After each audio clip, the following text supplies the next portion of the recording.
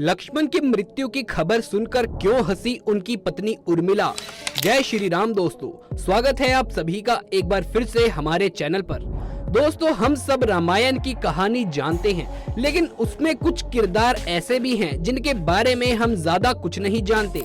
ऐसे ही किरदार है उर्मिला जी का। आज हम आपको उर्मिला से जुड़ी एक कहानी बताने वाले हैं जिसे हमने रामायण से ही लिया है। तो आइए ध्यान से सुनते हैं, वीडियो को पूरा देखिएगा। दोस्तों, आपको पता ही होगा कि रामायण काल में भगवान श्री राम को 14 वर्ष का वनवास हुआ। तब उनकी पत्नी माता सीता भी अपने पति राम के सहित वनवास में जाने के लिए तैयार हो गई। परंतु बचपन से ही बड़े भाई की सेवा में रहने वाले लक्ष्मण जी कैसे भला राम जी से दूर हो जाते। लक्ष्मण जी ने माता सुमित्रा से तो आज्ञा ले ली और पत्नी उर्मिला के कक्ष की ओर बढ़ ही रहे थे, परंतु वन में ये सोचते हुए जा रहे थे कि माता से तो वो आज्ञा ले चुके हैं, पर उर्मिला से मैं कैसे आज्ञा लूंगा, मैं कैसे उसे समझाऊंगा, मैं उससे क्या कहूंगा। यही बिना बताए जाऊंगा तो वो रो रो कर जान दे देगी, और यदि बताऊंगा तो साथ जाने की जिद करेगी और बोलेगी कि यदि सीता जी अपने पति के साथ जा सकती है तो मैं क्यों नहीं जा सकती। यही सोच विचार करके लक्ष्मण जी जैसे ही अपनी पत्नी के कक्ष में पहुँचे तो देखा उर्मिला जी आरती की थाली लेकर बाहर खड़ी उनकी प्रतीक्षा कर रही है। जब लक्ष्मण जी उनके पास पहुँचते हैं तो उर्मिला जी बोलती हैं, आप मेरी चिंता छोड़ दें। हे प्रभु, जो प्रभु की सेवा में वन को जाए तो उसे मैं कैसे रोक सकती हूँ। मेरे कारण आपकी सेवा में कोई बाधा ना आए, इसीलिए मैं साथ जाने की जिद भी नहीं करूँगी। मित्रों, लक्ष्मण जी को कहने में संकोच हो रहा था, परंतु उनके कुछ कहे बिना ही उनसे पहले ही उर्मिला जी ने उनके समस्या को समझा और उनके संकोच को दूर कर दिया। वास्तव में यही पत्नी का धर्म है। पति संकोच में पड़े उससे पहले ही पत्नी अपने मन को भी जानकर उसे संकोच से बाहर निकाल दे। पत्नी का इतना योग और प्रेम देखकर लक्ष्मण जी बिलक बिलक कर रो पड़े। तब उर्मिला जी ने एक दीपक जलाया और विनती किया कि हे मेरे नाथ, इस आस को कभी बुझने नहीं देना। लक्ष्मण जी तो वहाँ से चले गए, लेकिन 14 वर्ष तक उर्मिला एक तपस्विनी की भांति कठोर तप करती रही। वन में भैया भाभी की सेवा में लक्ष्मण जी कभी सोए नहीं, परंतु उर्मिला ने कभी भी अपने महलों से द्वार बंद नहीं किए। वो सारी रात जाग जाग कर उस दीपक की लौ को बुझने नहीं देती थी। मेघनाथ से युद्ध करते हुए जब लक्ष्मण जी को बाण लग जाता है और हनुमान जी उनके लिए संजीवनी बूटी लेने गए थे, तो उधर से जब पहाड़ लेकर रोट रहे थे तो बीच में उन्हें अयोध्या से होकर गुजरना था। भरत जी उन्हें राक्षस समझकर उन पर बाण चला देते हैं और हनुमान जी नीचे गिर जाते हैं। जब उनको होश आया और होश आने के बाद हनुमान जी ने भरत जी को सारी कहानी बता दी, तो रावण मेघनाथ ने लक्ष्मण पर शक्ति बाण का प्रयोग किया है, इसीलिए लक्ष्मण जी के प्राण संकट में हैं। मैं उनके लिए संजीवनी बूटी लेने आया था। जब ये बात माता कौशल्या ने सुनी तब उन्होंने कहा, हे हनुमान, राम से जाकर कहना लक्ष्मण के बिना अयोध्या में पैर भी मत रखे, राम वन में ही रहे। तब ये बात माता सुमित्रा ने सुनी तो सुमित्रा कहती है कि हे हनुमान, राम से कहना कोई बात नहीं, अभी मेरा दूसरा पुत्र शत्रुघ्न मेरे पास है, मैं उसे भी वन में भेज दूंगी। ये मेरे दोनों पुत्र राम की सेवा के लिए ही तो जन्मे हैं। माताओं का ऐसा प्रेम देखकर हनुमान जी की आंखों में आंसू रुक ही नहीं रहे थे, परंतु जब उन्होंने उर्मिला जी को देखा तो वो सोचने लगे, ये क्यों एकदम शांत और प्रसन्न खड़ी है, क्या इन्हें अपने पति के प्राणों की कोई चिंता नहीं है। वास्तव में जब उर्मिला जी ने सुना कि उनके पति के प्राण संकट में हैं, तो वो खड़ी होकर हंस रही थी। तब हनुमान जी ने पूछा कि हे देवी, आपके प्रसन्नता का क्या कारण है, आपके पति के प्राण संकट में हैं।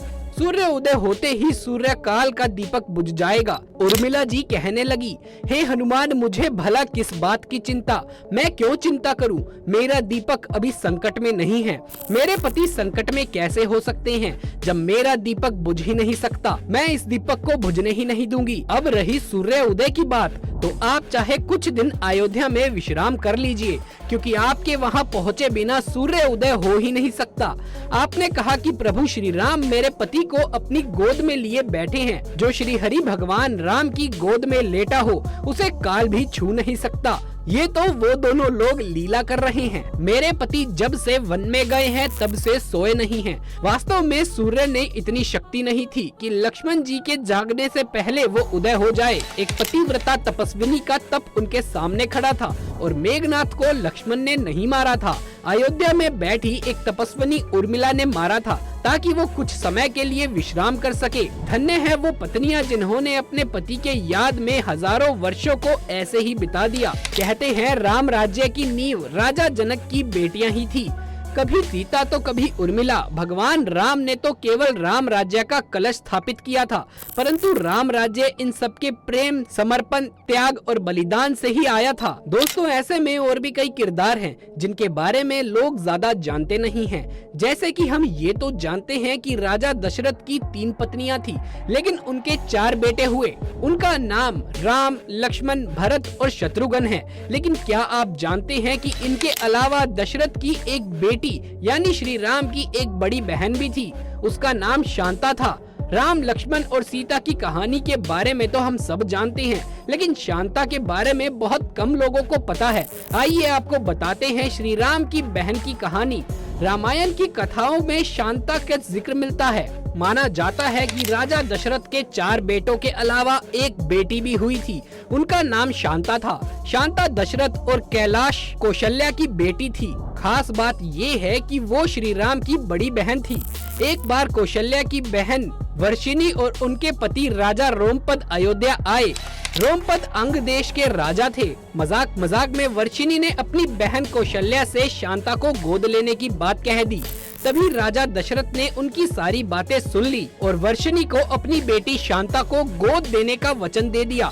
इस तरह वर्षिणी और रोमपद ने शांता को गोद ले लिया। शांता को वेद, कला और शिल्प का अनूठा ज्ञान था। वो बहुत सुंदर थी। एक दिन राजा रोमपद शांता के साथ बातचीत में व्यस्त थे। तभी एक ब्राह्मण मॉनसून के दिनों में राजा से खेतों में काम करने के लिए मदद मांगने आया। रोमपद ने ब्राह्मण की याचना पर ध्यान नहीं दिया। अपनी उपेक्षा में नाराज ब्राह्मण वहां से चले गए। वर्षा के देव इंद्रदेव भी अपने भक्त के इस अपमान से नाराज हो गए। इसलिए मॉनसून में वो वहाँ बहुत कम वर्षा हुई। सूखा पड़ने से वहाँ हाहाकार मच गया। इस समस्या से मुक्ति पाने के लिए रोमपद ऋषि श्रृंग के पास गए। रोमपद ऋषि श्रृंग के यज्ञ करने की विनती करते हैं। ऋषि श्रृंग के कहे अनुसार यज्ञ किया जाता है, जिसके बाद अंग देश में वर्षा होती है और सूखे की समस्या खत्म हो जाती है। इससे प्रसन्न होकर रोमपद ने अपनी पुत्री शांता का विवाह ऋषि श्रृंग से कर दिया।